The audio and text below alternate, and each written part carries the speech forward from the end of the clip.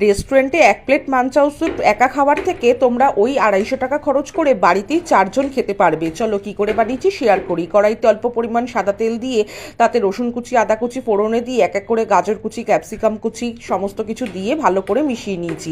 এর মধ্যে এক এক করে নুন আর গোলমরিচের গুঁড়ো মিশিয়ে দেবো। তার মধ্যে দিয়ে দেবো খানিকটা পরিমাণে মাশরুম। ঘরে থেকে মাশরুমের কালারটা এরকম হয়ে গেছে, তোমরা টাটকাটা ব্যবহার করো আরও ভালো হবে। এবারে চিকেনগুলো কুচি করে রেখেছিলাম সেটা মিশিয়ে দিয়ে বাঁধাকপিগুলোও মিশিয়ে দেবো। এর মধ্যে এক এক করে এবার দিয়ে দেবো জল আর কিছুটা পরিমাণ সুইট কর্নটা কিন্তু একটু বেশি পরিমাণ দিলে মুখে পড়লে বেশ ভালো লাগে। এইবারে সয়া সস আর রেড চিলি সস মিশিয়ে ফুটিয়ে নেওয়ার পরে কিছুটা কর্নফ্লাওয়ারের স্লারি মিশিয়ে নিয়েছি একটু ঘন হওয়ার জন্য। ওপর থেকে দিয়ে দেবো খানিকটা পরিমাণ স্প্রিং অনিয়ন। ব্যাস, স্যুপ তো রেডি।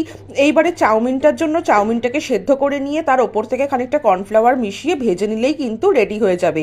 তারপরে চাউমিনটা ঠান্ডা হলে ওপর থেকে গুঁড়ো করে ছড়িয়ে রেস্টুরেন্ট স্টাইলে পরিবেশন করে দেখো।